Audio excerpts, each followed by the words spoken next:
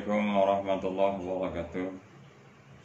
Dan kepada seluruh kelas 12 saya ucapkan selamat Anda bisa memasuki atau naik ke kelas 12 berkat perjuangan Anda sendiri dan juga cita-cita Anda dan usaha Anda sehingga Anda bisa dapat duduk ke kelas 12. Dan kita dapat ketemu di pelajaran PKN kelas 12 dengan Pak Hanafi, hingga nantinya bisa harapkan bisa penyesuaian diri terhadap Pak Hanafi dan mudah-mudahan dapat mengikuti pelajaran Pak Hanafi yang akan disampaikan. Dan juga kita mengucapkan puji syukur kehadirat Allah Subhanahu wa taala, berkat limpahan rahmat, nikmat serta karunia. Alhamdulillah wa syukurillah keberadaan kita dalam keadaan sehat walafiat baik lahir maupun batin, sehingga kita dapat melaksanakan pelajaran daring pada hari ini, pada cukup sore hari ini, tapi tidak apa-apa, sehingga kita dapat melaksanakan dengan sebaik-baiknya walaupun waktunya singkat. Selawat teriring salam semoga senantiasa terlimpah dan tercurah kepada junjungan Nabi besar kita Muhammad SAW, beserta keluarganya, sahabat-sahabatnya dan pengikut-pengikutnya sampai akhir zaman. Baiklah, kepada anak-anak kelas 12 saya akan berikan judul materi saya, dan juga Anda tentunya juga sudah pernah membaca atau sudah menyaksikan sendiri materi yang saya berikan. Namun saya ulangi lagi melalui daring ini sehingga dapat pemahamannya lebih baik. Judulnya adalah kasus pelanggaran hak dan pengingkaran kewajiban warga negara. Baiklah, kepada Anda semua kita lihat judulnya, hak dan kewajiban warga negara. Di situ kita lihat kembali ya.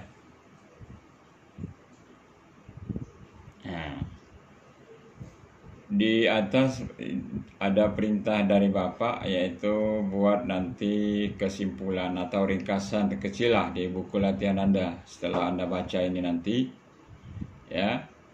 Kalaupun ada kendala bisa Anda lihat di dalam buku wajib Anda ya, kelas 12 ya. Di sana juga ada aturan-aturannya.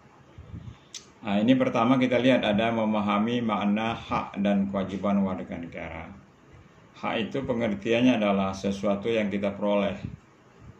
Sedangkan kewajiban warga negara itu sesuatu yang harus kita kerjakan. Nah, kita ambil dulu pengertian secara umum. Hak, pengertian hak itu adalah sesuatu yang kita peroleh. Sedangkan kewajiban akan kita laksanakan, harus kita laksanakan. Biasanya apabila kita setelah mengerjakan kewajiban, maka kita akan memperoleh hak. Contoh, seorang buruh yang bekerja dari jam 8 pagi sampai sore, setiap hari dia kerjakan, dan 1 bulan setiap akhir bulan dia akan memperoleh haknya. Jadi kewajiban dia lakukan setiap hari sebagai buruh, misalnya buruh panggul, ya kan? Dan nanti dalam 1 bulan, akhir bulan dia akan memperoleh kewajiban.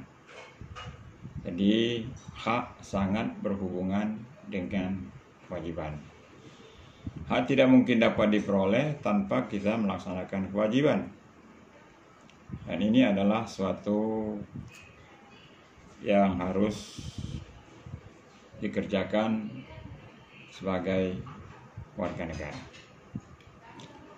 Berikutnya kita lihat materi berikutnya, pengertian serta contoh hak dan kewajiban warga negara. Yaitu pengertian hak adalah kuasa untuk menerima atau melakukan sesuatu yang semestinya diterima atau dilakukan oleh pihak tertentu. Ini pengertian hak secara umum. Tukang servis alat elektronik berhak mendapatkan pembayaran dari pelanggan. Setelah ya dia bekerja, nanti akan memperolehkan kewajiban ya. Ini hubungannya. Hak dan kewajiban warga negara juga tidak dapat dipisahkan, karena bagaimanapun dari kewajiban itulah munculnya hak-hak dan sebaliknya. Jadi kewajiban dilaksanakan, maka orang tersebut akan memperoleh hak. Sebaliknya hak dia kerjakan, tentunya di ujungnya, di penghujungnya yang bersangkutan akan memperolehkan adalah kewajiban. Kemudian kita lihat adalah jenis-jenis hak dan kewajiban warga negara. Lihat di sana, banyak sekali, lihat situ ya. Hak dan kewajiban dalam bidang hukum. Jadi ini bermacam-macam ya.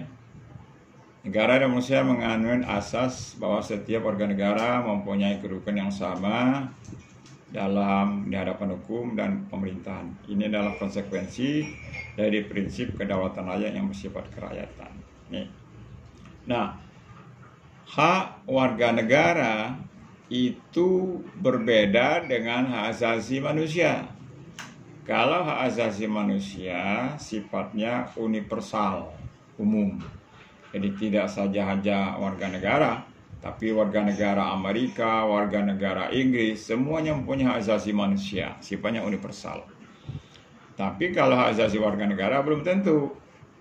Misalnya saja, warga negara Indonesia apabila telah memenuhi persyaratan dia ikut pemilihan umum, ya kan, warga negara Indonesia. Tapi kalau warga negara Perancis, warga negara Amerika tidak bisa ikut pemilihan umum di Indonesia, karena dia bukan warga negara Indonesia, ya kan? Nah, kalau hak asasi manusia, salah satunya hak hidup. Nah, semuanya seluruh manusia yang ada di dunia ini mempunyai hak hidup. Itu hak hidup salah satu contoh daripada hak asasi manusia.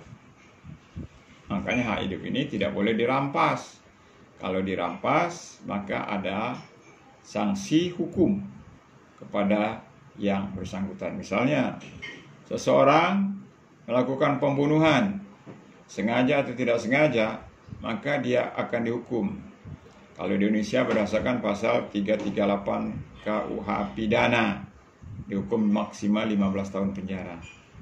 Apabila ada alasan-alasan yang memberatkan, ada alasan-alasan tertentu, bisa saja hukuman itu berkurang, bisa saja 8 tahun, bisa saja 5 tahun, tapi intinya anak-anak sekalian ya, tetap dihukum.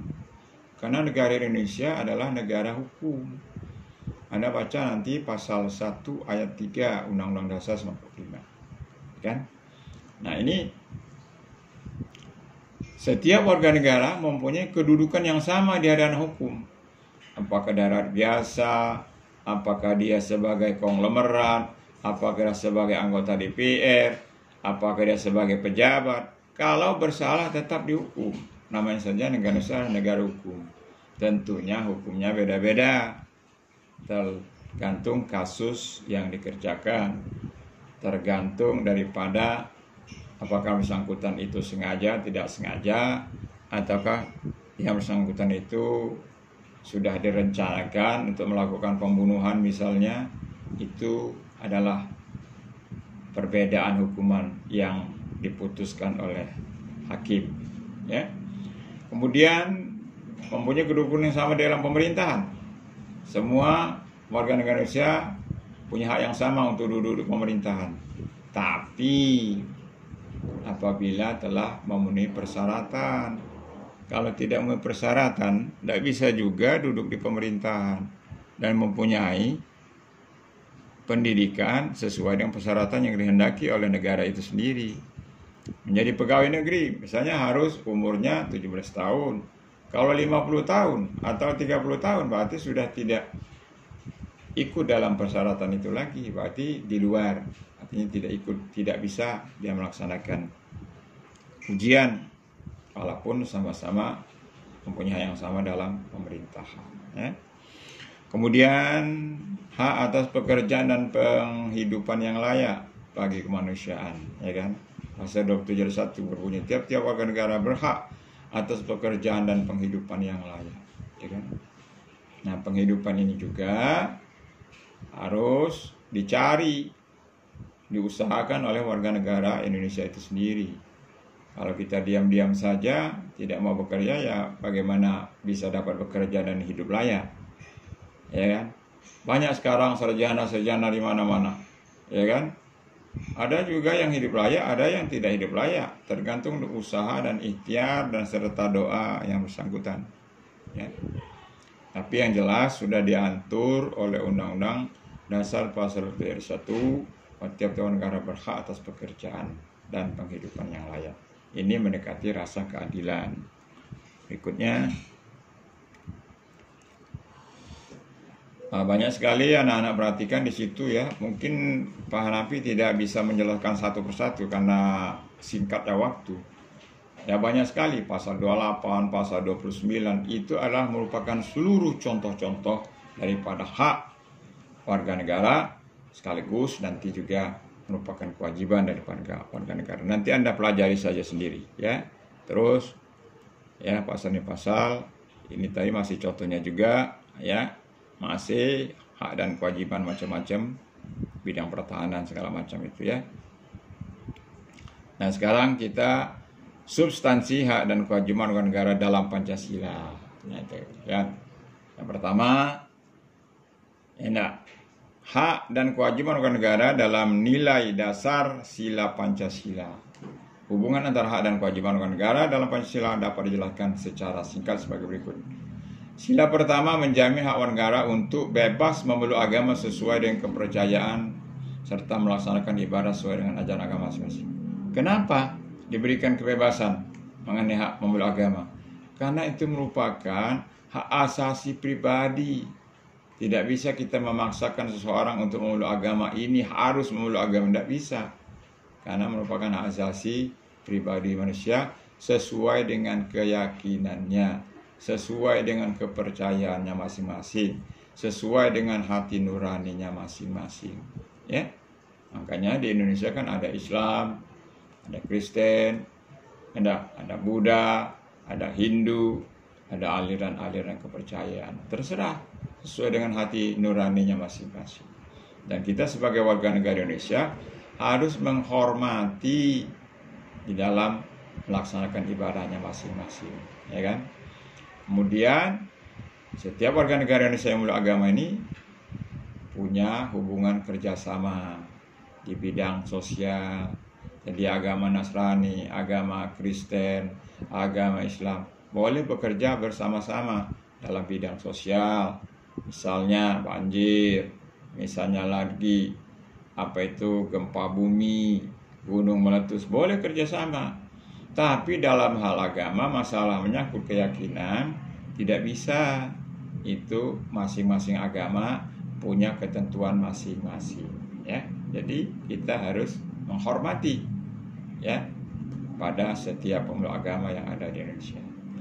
Sila yang kedua, menempatkan hak setiap warga negara berurutan yang sama dalam hukum. Sudah tadi. Yang ketiga, itu persatuan Indonesia ya, dianggap selesai saja. Dan ini adalah hak dan kewajiban itu dalam Undang-Undang Dasar 1945, bermacam-macam hak yang diperoleh. Nanti Anda baca saja ya. Jadi Bapak sarankan Anda buat resume ringkasan saja di dalam buku latihan.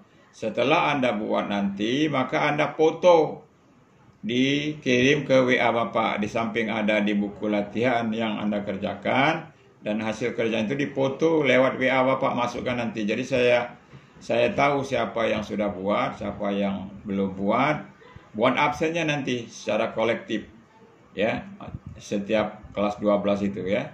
Jadi dibuat absen masing-masing kelas, sehingga Bapak tahu siapa yang bisa hadir daring pada hari ini, siapa yang tidak hadir pada hari ini, mohon dibuat absen kelompoknya.